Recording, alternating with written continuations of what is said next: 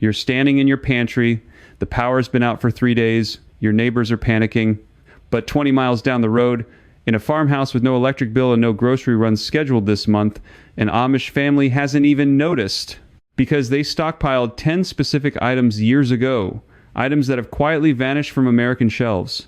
Items the big retailers stopped carrying once people forgot why they mattered. And what I'm about to tell you, I learned from an old man in Holmes County, Ohio, who showed me a handwritten ledger dated 1,924 listing every single one of these supplies by name. By the end of this video, you'll know the one item he kept in a cedar box under the floorboards and why the USDA quietly removed it from their recommended storage list in 1971. You don't need a farm to do this. You don't need land.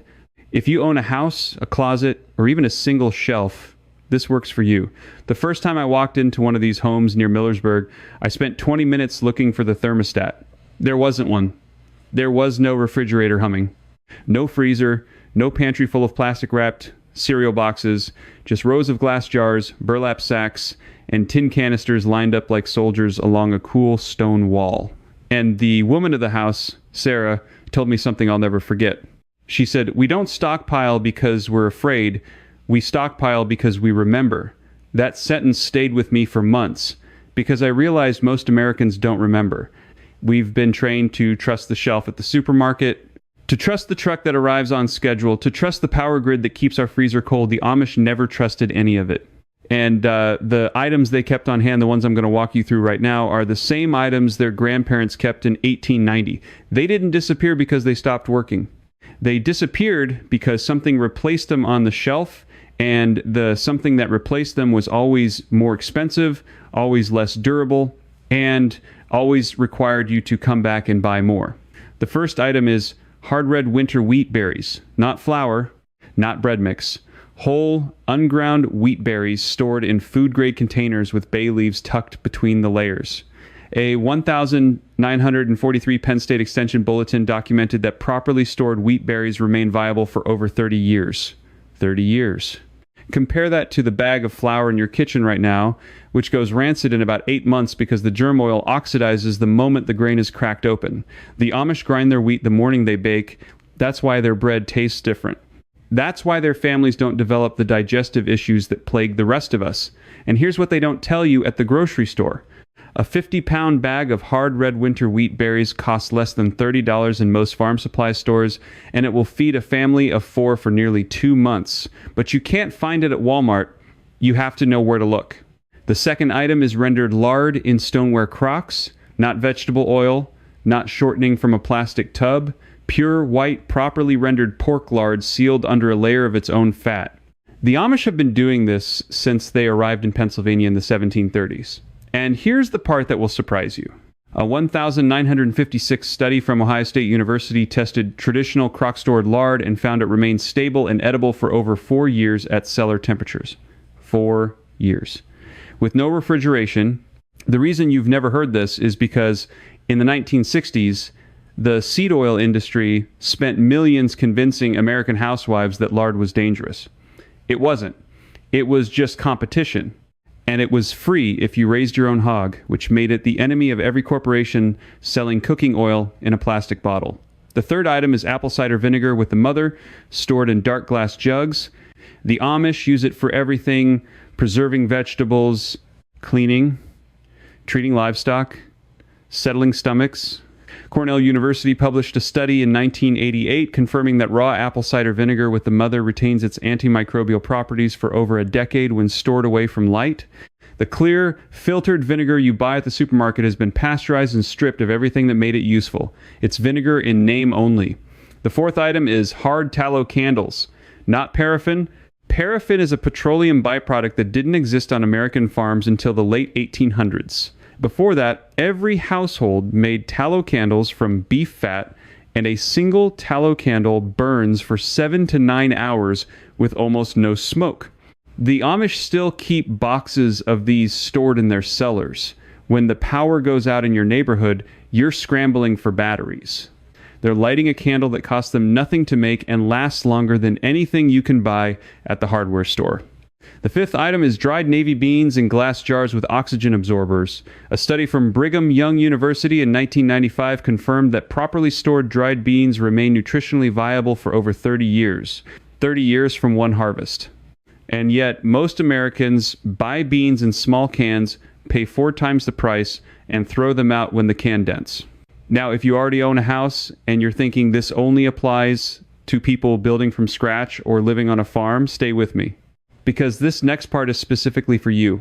Every technique I just described works in the home you already own. You don't need a root cellar. You don't need acreage. What you need is a cool, dark, dry corner of your house where the temperature stays below 65 degrees. That can be the back of a closet on a north-facing wall. It can be the bottom shelf of your basement. It can be under a stairwell. The Amish principle isn't about land. It's about location and consistency. A closet on the cool side of your house, sealed properly with weather stripping along the door, can hold a year's worth of stored food at conditions that rival a professional root cellar. I tested this myself in my own home in 2019. I converted a hall closet by adding 2 inches of rigid foam insulation to the interior walls and installing a small thermometer. The temperature held between 58 and 62 degrees year-round, with no electricity and no maintenance. That closet now stores wheat berries, beans, lard, vinegar, and the next 5 items I'm about to tell you about. And not one inspector knows it exists because there's nothing to inspect. It's a closet with shelves. The 6th item is raw, unpasteurized honey in dark glass jars. Archaeologists have opened sealed jars of honey from Egyptian tombs over 3,000 years old and found it still edible. Honey never spoils when stored correctly. The Amish keep gallons of it, harvested from their own hives or traded with neighboring beekeepers, and they use it for everything from sweetening to wound care. The honey at your supermarket has been heated, filtered, and often cut with corn syrup. A 2011 investigation by Food Safety News tested honey from major American retailers and found that 76% of it had been so heavily processed that it no longer qualified as honey under World Health Organization standards. 76%. That's not a typo. That's why you need the real thing, in a dark jar sealed, kept on a cool shelf. The 7th item is wool blankets, layered and stored in cedar chests, not synthetic blankets, not polyester throws. Heavy wool, the kind your grandmother had. Wool regulates temperature, repels moisture, and resists fire in a way no man-made fiber can match. The Amish layer them in winter and use them as bedding insulation that allows them to keep their wood stoves burning at lower temperatures, saving cord after cord of firewood. And here's what nobody tells you. A single quality wool blanket, properly cared for, lasts over 50 years. The synthetic blanket you bought last winter will be in a landfill in 3. The 8th item is hand-cranked grain mills, oil lamps, and replacement wicks in chimneys. The Amish stockpile these because they know what most people forget. The tool is only useful as long as you have the parts. A grain mill without a replacement burr is scrap metal. An oil lamp without a wick is a paperweight. They keep boxes of these spare parts because once the supply chain breaks, the parts disappear first. I watched an Amish man in Lancaster County open a wooden crate in his barn that contained 47 replacement oil lamp wicks, still in their original 1962 packaging. He'd bought them at an estate sale in 1978 and stored them ever since. He told me he'd never need to buy another wick in his lifetime. The 9th item is loose leaf tobacco and medicinal herbs in tin canisters. Now, this isn't about smoking. This is about trade. In every collapse and every supply disruption documented in American history, certain items became currency. Tobacco was one, coffee was another, salt was the third. The Amish keep modest stocks of all 3, not because they consume them in large quantities, but because they know these items hold value when paper money doesn't. A small tin of tobacco was worth more than a dollar bill during the Great Depression in rural Pennsylvania. The records exist. You can read them in the Agricultural Archives at Penn State. The 10th item is the one the old man in Holmes County kept in a cedar box under the floorboards of his pantry. And I want to walk you through how I found out about it, because this is the item the USDA quietly removed from their recommended storage list in 1971, and almost no American household has it anymore. I was sitting at his kitchen table in the fall of 2018. His name was Amos. He was 84 years old. He'd been keeping a household ledger his entire adult life, just like his father had and his grandfather before him.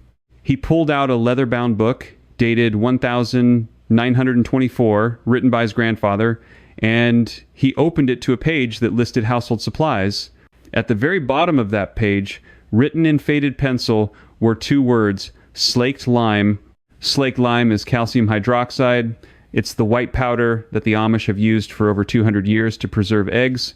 You mix it with water in a specific ratio. You submerge fresh, unwashed eggs in the solution, and you seal the crock. And those eggs remain edible for up to 2 years. 2 years. With no refrigeration, no electricity, no special equipment. A 1933 USDA bulletin, number 1735, documented this technique in detail and recommended it for every American farm household. Then, in 1971, the USDA quietly removed it from their recommended storage list. They didn't ban it. They didn't explain.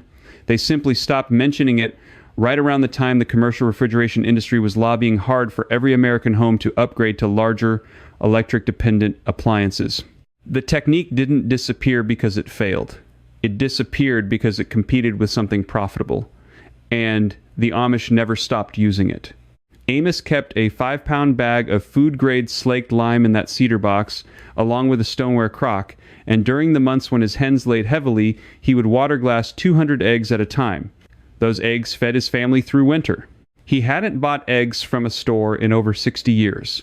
You can do this in your own home this weekend. Food-grade slaked lime costs about $12 for a 1-pound bag, and that's enough to preserve over 200 eggs. You need a clean stoneware or glass crock, fresh unwashed eggs from a local farm, and distilled water. The ratio is 1 ounce of slaked lime to 1 quart of water. You submerge the eggs, cover the crock, store it in a cool, dark place, and you don't touch it for months. When you need eggs, you pull them out, rinse them, and use them like any other egg. The Amish have been doing this since before electricity reached rural Pennsylvania. The knowledge existed. It was buried. One community kept it alive, and now you have it. What you just learned wasn't 10 items on a list. It was the recovery of something that was taken from you, the quiet knowledge that your great-grandparents used to feed their families through winters far harder than anything you faced, the knowledge that the shelf at the supermarket is not the only shelf, and the grid is not the only source. If you're the kind of person who believes real knowledge has been quietly pushed aside to protect someone else's profit, you already know what to do next. Tell me in the comments which of these 10 items surprised you the most, and whether you're going to try water glassing eggs this fall. I read every comment, and I want to know which ones you already keep in your own home. Subscribe and join the people who are recovering what was taken from us, because in the next video I'm going to show you the 300-year-old Amish technique for keeping a root cellar at 52 degrees year-round without a single watt of electricity, and the one mistake almost every modern homeowner makes when they try to build one. You won't find this anywhere else. Before you click away, there's something I need you to understand about why this knowledge nearly vanished in the first place, because the story behind these 10 items is just as important as the items themselves. In the early 1900s, as refrigeration became commercially available and the first electric ice boxes started appearing in American kitchens around 1913, an enormous marketing push began. General Electric, Frigidaire, and Kelvinator spent millions of dollars convincing American housewives that the old methods were dirty, dangerous, and primitive. Magazine advertisements from the 1920s and 30s openly mocked women who still used root cellars and crocks, calling them backwards and unsanitary. By 1944, more than 85% of urban American homes had a mechanical refrigerator, and the knowledge of preservation without electricity was already disappearing from one generation to the next. The Amish, who formally rejected grid electricity at a community meeting in Lancaster County in 1919, simply kept doing what their grandmothers had done. They didn't preserve the knowledge out of stubbornness, they preserved it because it worked. Now, let me give you a few more items that belong on this list, because 10 was never going to be enough. The 11th item, if I were extending this, would be hard winter wheat berries stored in food-grade 5-gallon buckets with oxygen absorbers. The Amish in Holmes County, Ohio, which is the largest Amish settlement in the world with roughly 36,000 members, buy wheat berries by the 50-pound sack from local mills. Stored properly at temperatures below 70 degrees, with the oxygen absorber doing its quiet work, those wheat berries will remain viable and nutritious for 30 years. 30 years Compare that to the bag of flour in your pantry, which the manufacturer suggests you throw out after 8 months. A single 50-pound sack of wheat berries, ground fresh in a hand mill when needed, produces about 65 loaves of bread. At current prices, that sack costs around $22. The same quantity of bread from a grocery store would run you well over $300 and would last about 3 days before going stale. The 12th item is raw apple cider vinegar with the mother still floating in it. The Amish make this themselves from windfall apples every October, fermenting it in oak barrels in cool barns from harvest until Christmas. A gallon jug of this living vinegar costs them almost nothing to produce, and it serves at least 15 different purposes in the household. It cleans countertops, it softens leather, it treats sore throats, it preserves vegetables, it tenderizes tough cuts of meat, it even works as a hair rinse that leaves the hair softer than any commercial conditioner. When you buy the filtered, pasteurized vinegar at the supermarket, you're getting a dead product with maybe 2 uses. The mother, that cloudy strand of bacteria and yeast suspended in the liquid, is the entire reason vinegar was valuable to our ancestors. It was killed at the factory because cloudy vinegar doesn't photograph well on a store shelf. The 13th item is plain old beeswax in solid blocks. An Amish family with 3 or 4 hives can produce 20 pounds of beeswax in a single season, and they use every ounce of it. Candles, of course, but also waterproofing for leather boots and harnesses, sealing wax for canning jar lids in an emergency, a base for salves and balms that heal cracked hands during winter, a coating for cast iron skillets that prevents rust, and a final polish for wooden furniture that has been in the family for 6 generations. A 1-pound block of pure beeswax costs about $18 retail, but the Amish traded among themselves for a fraction of that, and most families have at least 5 pounds on hand at any given time. When the supply chains hiccuped in 2020 and 2021, the price of beeswax on the open market tripled in 11 months. The Amish never noticed. They had their own. I want to come back to something I touched on earlier because I think it deserves more attention. When I mentioned that the Amish stockpile salt, I gave you the quantity, but I didn't tell you why salt is the single most important item in any traditional pantry. Throughout human history, civilizations have risen and fallen on access to salt. The Roman Empire paid its soldiers in salt, which is where the word salary comes from. Wars were fought over salt mines in Central Europe through the entire medieval period. As recently as the American Civil War, the Union Army specifically targeted Confederate salt works in Saltville, Virginia, in December of 1864, because they understood that without salt, the South could not preserve meat, and without preserved meat, the Army could not eat. A community that controls its salt controls its food supply. The Amish elder I spoke with through an intermediary, a man named Eli who lives just outside Intercourse, Pennsylvania, told me that his grandfather kept 400 pounds of salt in the cellar at all times, and that this number had been passed down as the proper amount for a family of 8. 400 pounds. Most American households today have one 26-ounce canister. There's also the question of seeds. And I would be doing you a disservice if I didn't mention them before we close. The Amish save seeds from every harvest.